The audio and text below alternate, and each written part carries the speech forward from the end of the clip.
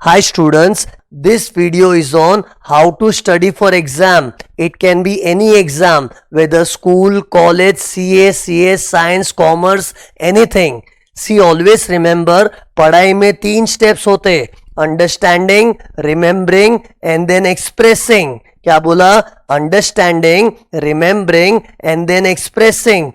See, if you understand something properly, then only you can remember. And if you remember something, then you can express it. And marks in the exam are for expression. But most of the students सिर्फ understand करके आगे बढ़ते. Memorizing में interest ही नहीं होता. See, memorizing is must.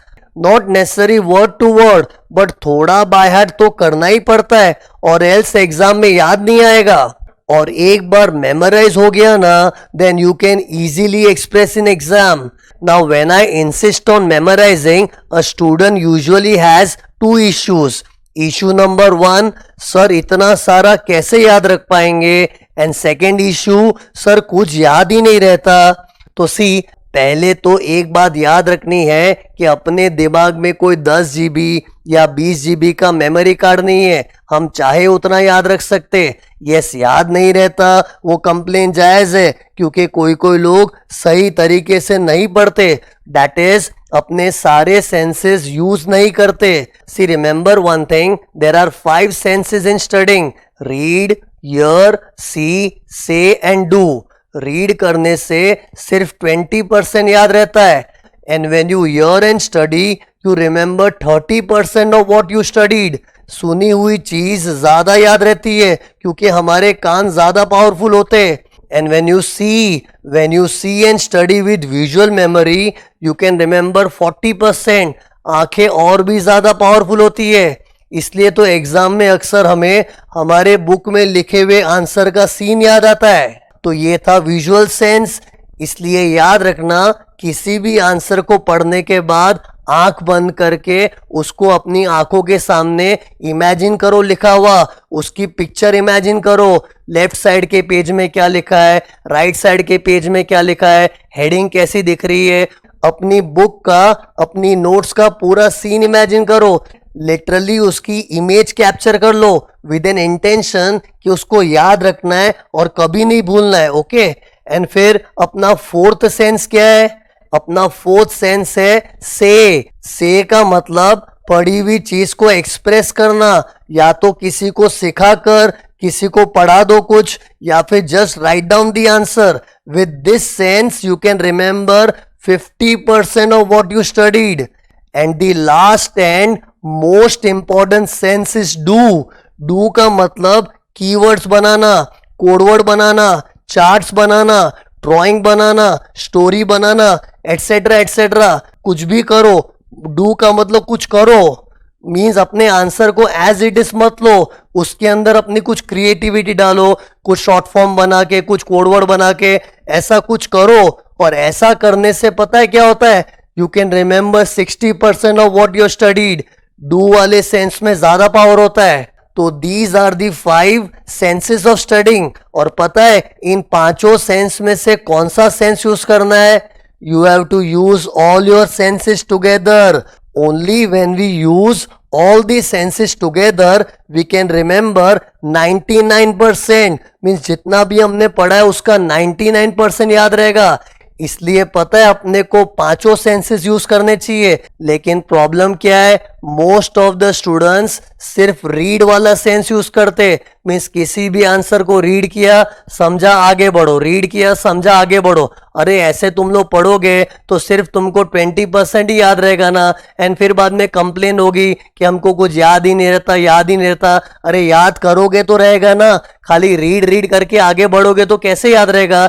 इसलिए it's always advisable to use all your senses. इसलिए किसी भी आंसर को पहले रीड किया, उसको समझो, उसका कोई कोडवर्ड बनाओ, उसका कोई चार्ट बनाओ, कुछ शॉर्टकट बनाओ, कुछ करो. मतलब वो डू वाली एक्टिविटी करो. एंड फिर उस आंसर को आंख बंद करके अपनी आंखों के सामने इमेजिन करो, उसको विजुअलाइज करो, उसका सीन आंखों के सामने लाओ.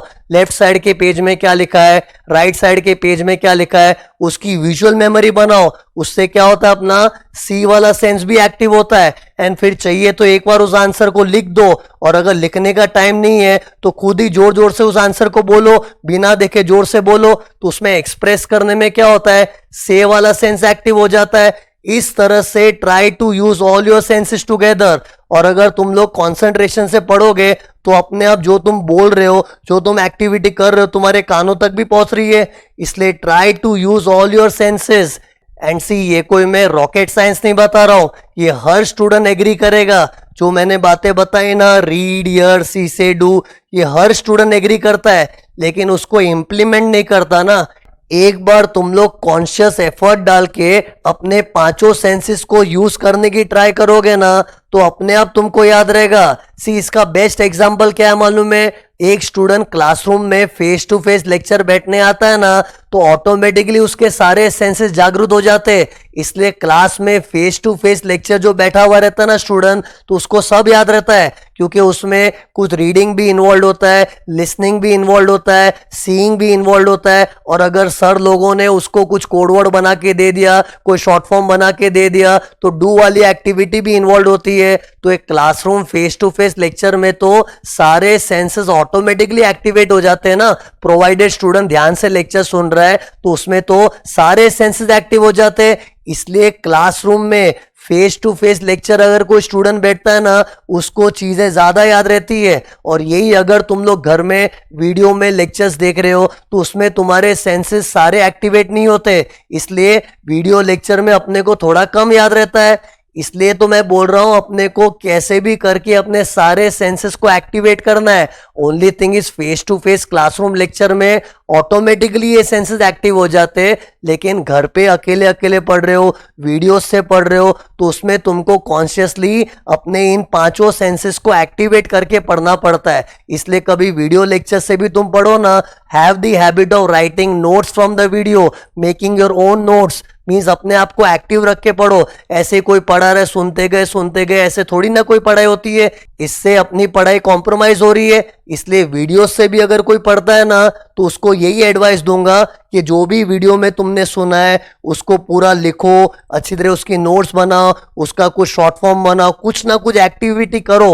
मीन्स ऐसे ही खाली सुन सुन के काम नहीं होता। ओके, तो रिमेंबर वन थिंग, कभी भी कोई चीज को पढ़ो ना, चाहे तुम कॉलेज की पढ़ाई कर रहे हो, कि सीए की पढ़ाई कर रहे हो, कि सीएस की पढ़ाई कर रहे हो, कुछ भी कर रहे हो, you have to use all your senses together. Okay, और ये सब सेंस यूज करोगे ना, यू कैन रिमेंबर एनीथिंग।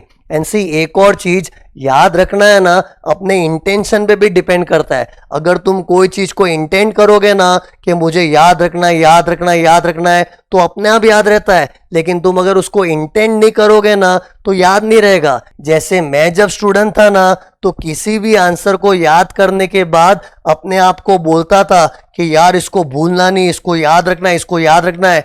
ऐसा कॉन्शियस अटेम्प्ट करने से भी है ना, अपना इंटेंशन एक्टिवेट होता है। And if you intent something to remember, you can remember it better and definitely अपने को याद आएगा। नो डाउट, एक बार में तुम कितना भी जबरदस्त पढ़ाई कर लो ना, एक बार में तो कुछ याद रहता ही नहीं है। इसलिए अपने को कोई भी चीज की पढ़ाई करो ना, तो उसको अपने को टोटल 3 बार पढ़ना पड़ता है। 3 बार पढ़ेंगे तब जाके याद रहता है। लेकिन इस तरह से पढ़ोगे ना, तो 3 बार पढ़ने के बाद अपना इतना जबरदस्त थरो हो जाएगा ना, ट्रस्ट मी, पेपर लिखने में अलग ही मजा आएगा। इसलिए have the habit of using all the senses together. Okay, now see, some students are naturally programmed like this. That's why they can remember easily. But most of the students simply read, understand and move ahead. They find it difficult to remember.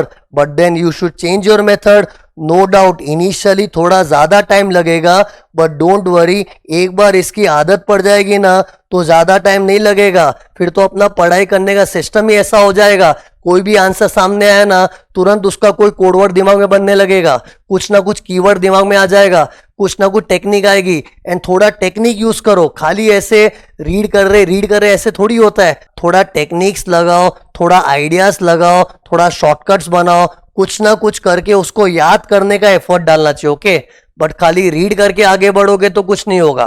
और specially जिन लोग की exam अभी नजदीक है, जिन लोग के पास time थोड़ा कम है, तो उन लोग को क्या करना चाहिए, जो जो चीज छोड़ दी है ना उसका क्या करना चाहिए, ऊपर ऊपर से एक आध कोई वर्ड देख लो, कोई सेंटेंस देख लो, कोई हेडिंग देख लो, कोई की पॉइंट देख लो, जिससे बाय चांस एग्जाम में क्वेश्चन आ भी गया ना तो अपनी लिखने की पोजीशन होनी चाहिए। ओके, मीन्स जो किया वो अच्छा किया, जो नहीं किया उसको छू लिया।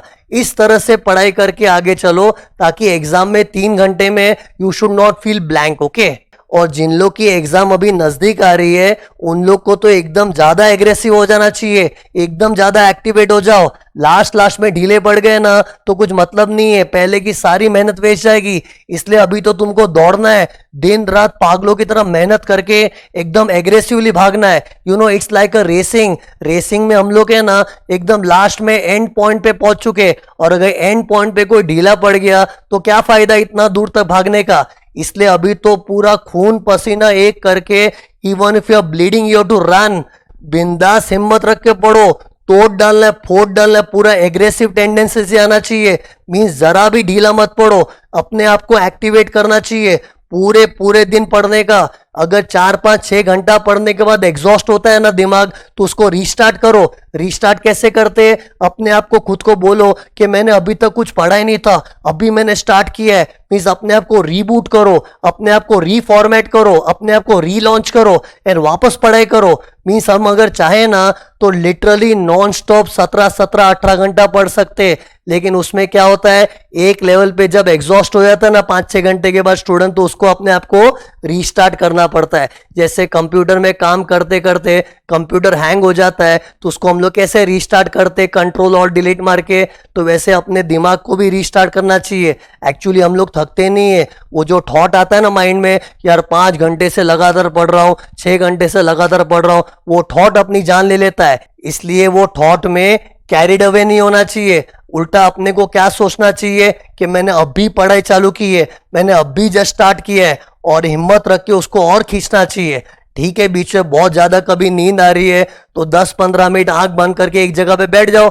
मीन्स पूरा लेट के सोने की जरूरत थोड़ी है, हम लोग थोड़ी कोई फैक्ट्री में मजदूरी करने आ रहे हैं कि अपना पूरा शरीर दुख रहा है। ठीक है, अगर एक स्टूडेंट थक भी गया है तो क्या थका है, उसका दिमाग थका है, और अपनी दिमाग की नसें ऐसी होती है ना, उसको 10-15 मिनट शांति से आंख बंद करके बैठ जाओगे ना, सब रिलैक्स हो जाएगा एंड फिर अपने आप को वापस रीस्टार्ट करके पढ़ाई करो। मीन्स अपने आप को ऐसा तुम लोग बोलो ही मत कि मैं कब से पढ़ रहा हूं, हिम्मत रख के, मतलब you have to work non stop, only if it challenges you it changes you.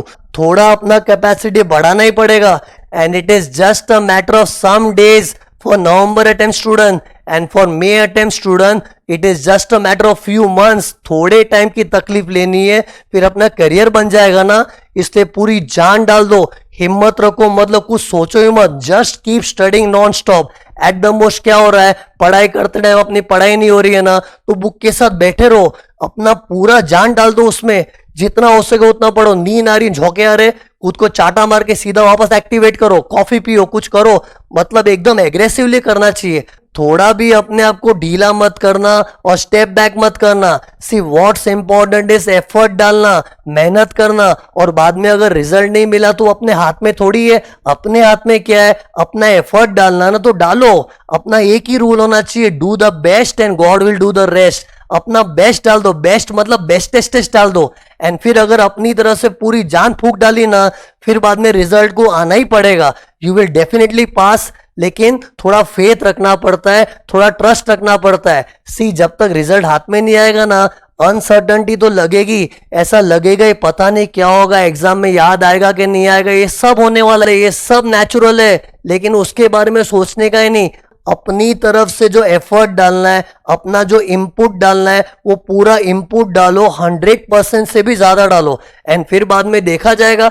ठीक है ना, वर्स्ट केस में क्या हो जाएगा, रिजल्ट नेगेटिव आ जाएगा, कोई मर थोड़ी जाएंगे, जिंदगी आगे पड़ी यार। एक अटेम्प्ट से दूसरा अटेम्प्ट आने में टाइम थोड़ी लगता है, पास हो ही जाएंगे यार, इतना टेंशन भी लेने की जरूरत नहीं है। बट अपनी एक डिटर्मिनेशन होनी चाहिए कि मुझे अभी खत्म करना है, मतलब अभी खत्म करना है। बाकी अगर नहीं हुआ तो ठीक है, सी दुख किसका होना चाहिए मालूम है? कि मैंने मेहनत नहीं की थी उसका दुख होना चाहिए। लेकिन अगर हमने पूरी जान डाल के ईमानदारी से मेहनत की थी ना, तो अपने को कोई दुख नहीं होना चाहिए। बाद में रिजल्ट अगर कल को नेगेटिव आया, भगवान ना करे, तो उसमें अपने हाथ में नहीं है। यू शुड फील प्राउड कि मैंने अपनी तरफ से पूरा एफर्ट तो डाला। इसलिए रिजल्ट की चिंता मत करो, भाड़ में का रिजल्ट, तुम अपनी तरफ से जो बेस्ट हो सकता है उतना करो। ओके। एंड नवंबर स्टूडेंट वाले, तुम लोग तो हिम्मत रख के पूरा पढ़ो, और जैसे ही कोई पर्टिकुलर एग्जाम खत्म हुई ना, सीधा एग्जाम सेंटर से घर पे आओ, दूसरे सब्जेक्ट की तैयारी करो। और पेपर अपना कैसा गया कुछ सोचने की जरूरत नहीं है, ना किसी फ्रेंड के साथ डिस्कशन करने की जरूरत है। चुपचाप अगले पेपर की तैयारी करो, क्योंकि जो बीत गया वो बीत गया, वो संक कॉस्ट है, उसको हम लोग चेंज नहीं कर सकते। जो आने वाला पेपर है उसको अपने को और संवारना है। एंड यू नेवर नो, बहुत बार क्या होता है, जो पेपर अपना एकदम ही बकवास गया होता है ना, उसमें भी बहुत बार अपने को 40 मार्क्स आ जाते हैं, लेकिन हम लोग इतने डिमोरलाइज हो जाते हैं ना कि हम लोग अपने नेक्स्ट सब्जेक्ट को भी बिगाड़ते हैं। इसलिए कभी भी कोई सब्जेक्ट बिगड़ भी गया ना, गॉड फॉरबिड, तो उस कारण से अपने दूसरे पेपर को अफेक्ट मत करना। अपने हर पेपर में पूरी जान डाल के आना। जब सारे पेपर खत्म हो जाएंगे ना, बाद में तुमको जो रोना धोना करना है करना, जो डिस्कशन करना है करना, लेकिन लास्ट पेपर तक अपने को पूरी हिम्मत रख के, पूरा जान डाल के अपना बेस्ट डालना है, best. Okay. And trust me, if you do the best, God will do the rest.